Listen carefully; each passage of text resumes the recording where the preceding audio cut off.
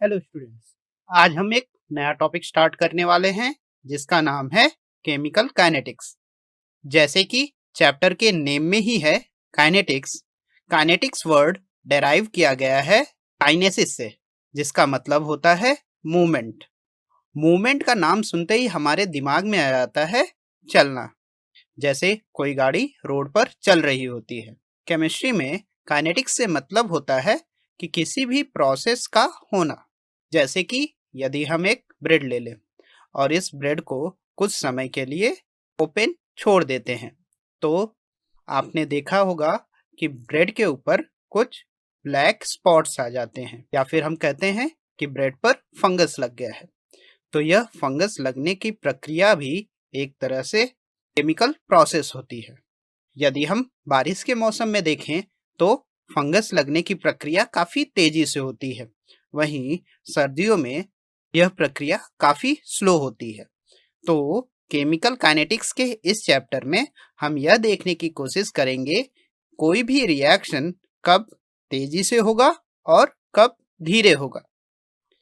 तो चलिए स्टार्ट करते हैं हम अपने पहले टॉपिक से, जिसका नाम है रेट ऑफ रिएक्शन। इस टॉपिक में हम रेट ऑफ रिएक्शन के बारे में पढ़ेंगे और रेट के डिफरेंट टाइप्स के बारे में पढ़ेंगे, साथ ही साथ उनका एक्सप्रेशन भी लिखेंगे।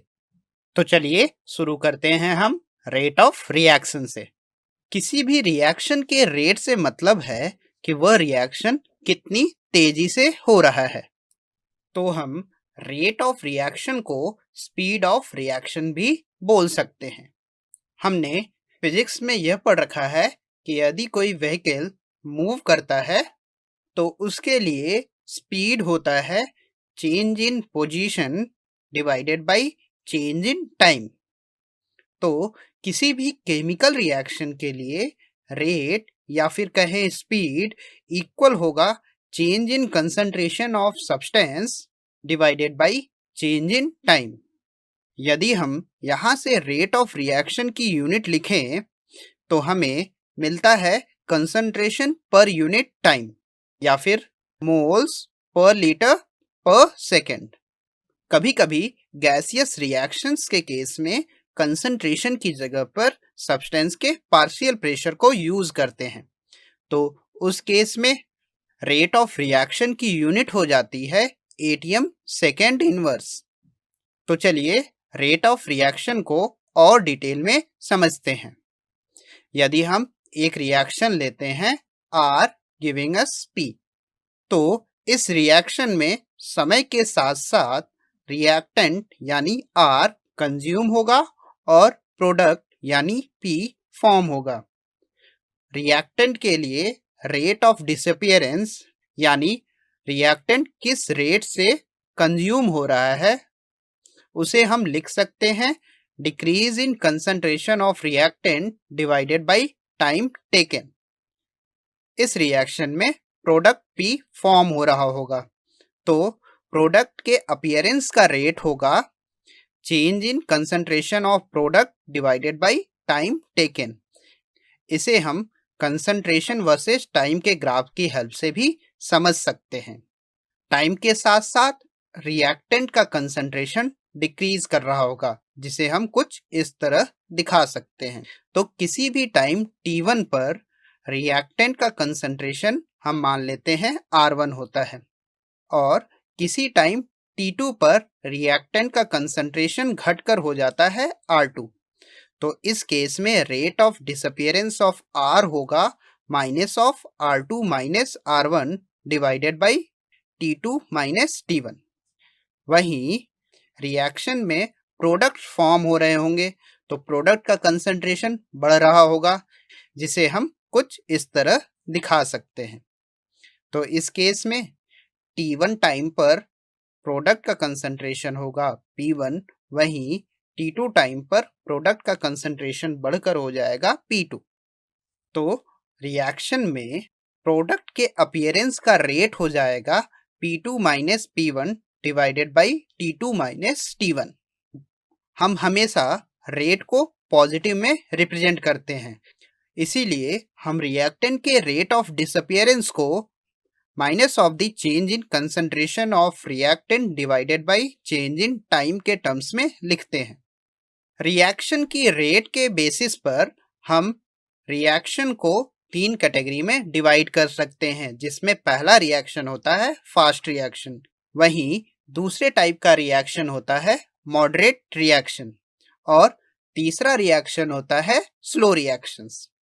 तो चलिए एक एक करके इनके बारे में पढ़ते हैं। फास्ट रिएक्शंस ऐसे रिएक्शंस होते हैं जो बहुत ही कम टाइम में कंप्लीट हो जाते हैं। एग्जाम्पल के लिए यदि हम HCl को NaOH के साथ ट्रीट करते हैं तो यह हमें न्यूट्रलाइज्ड सॉल्ट सॉल्यूशन दे देता है और यह रिएक्शन काफ़ी कम समय में होती है, तो इसके लिए रेट जो होता है काफ़ी ज़्यादा होता है, इसीलिए हम इसे फास्ट रिएक्शन कहते हैं। फास्ट रिएक्शन के एग्जाम्पल में यदि हम कोई भी एसिड बेस रिएक्शन कराएं तो वह हमेशा एक फास्ट रिएक्शन होती है। साथ साथ इससे मिलती जुलती आयनिक रिएक्शंस भी काफ़ी फास्ट रिएक्शंस होती हैं। दूसरे टाइप का रिएक्शन जो है वो होता है मॉडरेट रिएक्शन। इन रिएक्शंस के केस में रेट न तो बहुत ज़्यादा होता है ना ही बहुत कम होता है, जैसे कि हाइड्रोजन परऑक्साइड की डिस्प्रपोर्शनेशन की यह रिएक्शन। इसमें हाइड्रोजन परऑक्साइड तो मॉडरेट रिएक्शंस के केस में जो टाइम पीरियड होता है यह न तो बहुत ज़्यादा होता है ना ही बहुत कम होता है, जिसके कारण इनके लिए रेट की वैल्यू भी एक मॉडरेट वैल्यू आती है।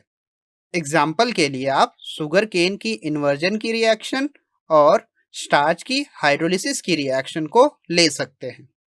और लास्ट टाइप की रिएक्शन होती है स्लो रिएक्शन। तो यह रिएक्शन ऐसी रिएक्शंस होती हैं जिनके लिए रेट की वैल्यू बहुत ही कम होती है, जैसे कि आयरन की रस्टिंग की रिएक्शन। आयरन में जंग लगने में बहुत ही ज़्यादा समय लग जाता है, इसके लिए चेंज इन टाइम की वैल्यू बहुत ज़्यादा होती है, जिसके कारण रेट काफ़ी कम हो जाता है। इसके कुछ और एग्जाम्पल्स हैं। ग्रेफाइट का डायमंड में कन्वर्जन। हम जानते हैं कि ग्रेफाइट को डायमंड में कन्वर्ट करने के लिए हमें काफ़ी हाई प्रेशर को बहुत लंबे समय तक के लिए लगाना पड़ता है, तो यह कन्वर्जन प्रोसेस भी एक स्लो रिएक्शन का एग्जाम्पल होगा। दूसरे टाइप का रिएक्शन जो है वो होता है मॉडरेट रिएक्शन। इन रिएक्शंस के केस में रेट न तो बहुत ज़्यादा होता है ना ही बहुत कम होता है, जैसे कि हाइड्रोजन परऑक्साइड की डिस्प्रपोर्शनेशन की यह रिएक्शन।